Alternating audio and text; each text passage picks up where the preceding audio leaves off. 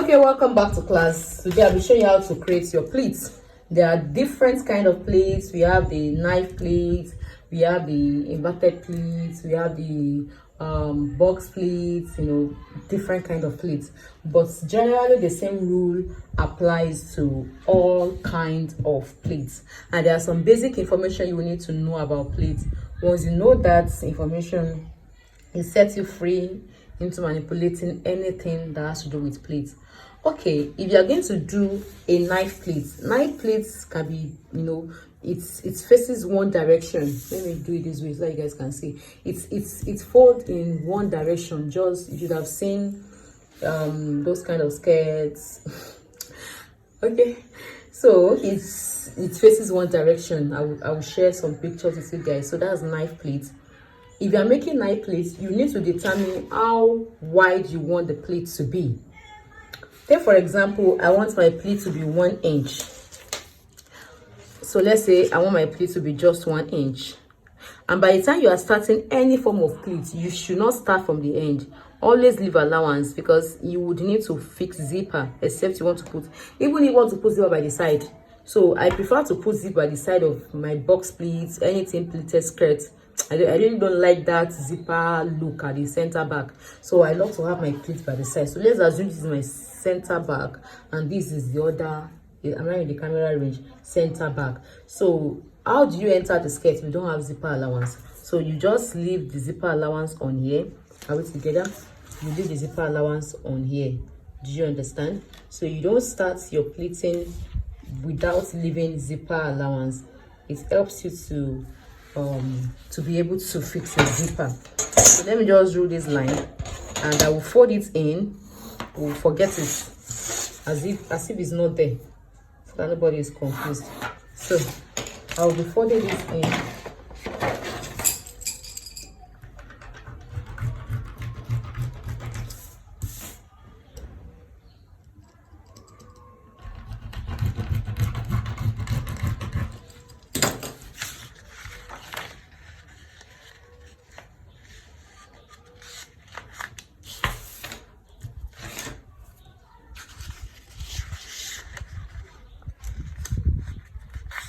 So let's just assume the zipper allowance is not existing, it's not there. But then you and I know that it is there.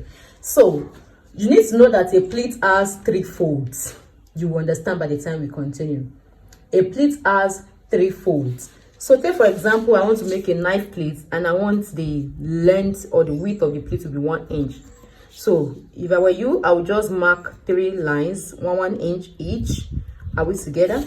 So what it means is I'll be folding the first line on the 3rd line to give me 1 inch. Okay, let me just finish folding and I will take my time to explain. Can you see? Okay, just this maybe I should cut out this zipper allowance so that my illustration can be easier. But don't forget, when you are transferring on fabric, you must exclude your zipper allowance. Okay, so let me cut this zipper allowance away to make my illustration easier. So this is my fold. If you want to count, this is 1, 2, 3. The 3rd fold is actually the main fabric, so eventually that means I'm working with 2. But then for illustration purpose and for explanation purpose, you should know that pleat has 3 folds. This is the 1st fold, the 2nd fold, and the 3rd fold. So eventually for me to have a pleat of 1 inch, I need 3 inches to make a pleat of 1 inch. Let's check. This is 1 inch, this is 1 inch, this is 1 inch. I fold the first, jumping, laying under, these are non-delay, laying under the 2nd to meet the 3rd line. So this is when I have a pleat of 1 inch. If I want my pleat to be 1 inch and I'll need 3 inches, 1, 2, 3 to make 1 inch. Take for example, if my waist is now, what can I call my waist to? Let's say my waist is 30. Let's say my waist is 30 and I need 3 inches to make 1 pleat, and I'm going to 30 pleats. So that means what I just need is 30 multiplied by 3. So that means I need 90 inches of length. I need the width of the fabric plus all the allowances. Are we together? That includes the zipper allowance if I'll be adding zipper. So this gives me a break. Okay, so what happens if I want my pleat to be, I beg your pardon, what happens if I want my pleat to be 2 inches? So that means I will mark 2 inches. Let me use pen here. You don't use pen to construct pattern, but for illustration class purpose, I'm using this red pen. So that means I have 2 inches. I will have another 2 inches. Don't forget it has to be 3. I will have another 2 inches. So what will happen? I will fold the first 2 inches.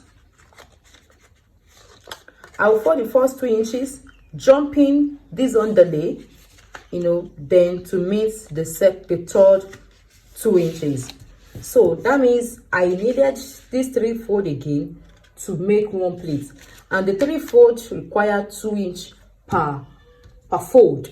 So that means I'm using 6 inches to make a pleat of 2 inch width, 2 inches width. So let's now do the calculation.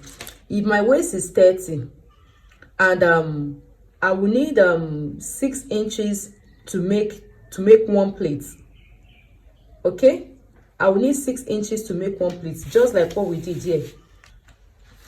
I will need 3 inches, 6 inches. This is 1, 2, 3 to make 1 pleat, and that 1 pleat gives me 2 inches. Don't forget, when you do this, the one pleat is 2 inches. So how many pleats would you need to have 30? It's just simple calculation. That means I will need 15 pleats, right, to have 30. So 15 pleats times 6. So I still have my 90. So even though I am using a bigger pleat, I still need the same fabric plus allowance. So what if I want to make 4 inches? I want the pleat to be 4 inches. Do the calculation. You will still need the same amount of fabric. Why am I taking you through this route? People believe that if you are making pleats, you can't calculate. They thereby just waste fabric. That's not true. In pattern making, one of the advantages of pattern making is ability to manage your resources, fabric inclusive. So you don't have to waste fabric. If I want to cut this, now my waist is 30. And I know that the thickness, the thickness of the fabric would give me what I need by 90. So all I just need is to add, this is the 90 inches that I need. I just need to cut, let's say 91, ½ inch on both sides for zipper allowance, and that's all. And I will have my pleats. It will be beautiful. You will love it. So please, you should also do the calculation. I've done for 1 inch pleats. I've done for 2 inches pleats. You can do for 3. You can do for 4.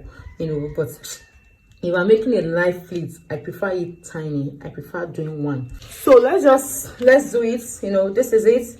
I would take the next one like so.